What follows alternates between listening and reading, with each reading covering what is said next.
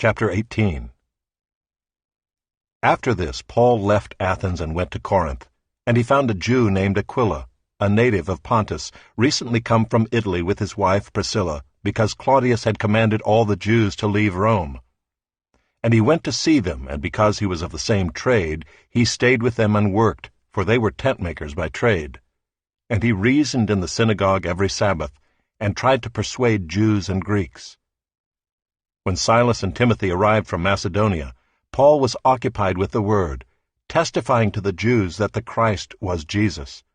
And when they opposed and reviled him, he shook out his garments and said to them, "Your blood be on your own heads. I am innocent.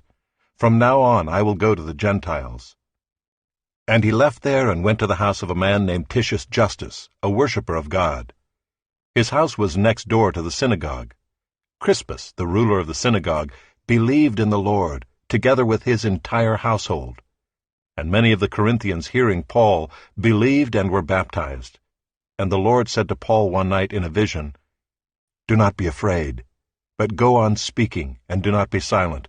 For I am with you, and no one will attack you to harm you. For I have many in this city who are my people." And he stayed 1 year and 6 months, teaching the word of God among them. But when Gallio was proconsul of Achaia, the Jews made a united attack on Paul and brought him before the tribunal, saying, "This man is persuading people to worship God contrary to the law." But when Paul was about to open his mouth, Gallio said to the Jews, "If it were a matter of wrongdoing or vicious crime, O Jews, I would have reason to accept your complaint.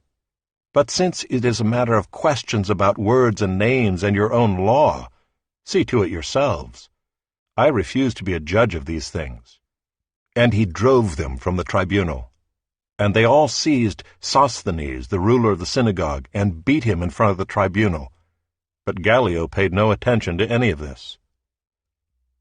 After this, Paul stayed many days longer, and then took leave of the brothers, and set sail for Syria, and with him Priscilla and Aquila.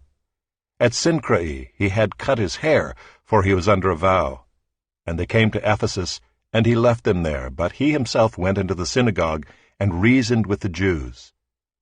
When they asked him to stay for a longer period, he declined. But on taking leave of them, he said, "I will return to you if God wills." And he set sail from Ephesus. When he had landed at Caesarea, he went up and greeted the church, and then went down to Antioch. After spending some time there, he departed and went from one place to the next, through the region of Galatia and Phrygia, strengthening all the disciples.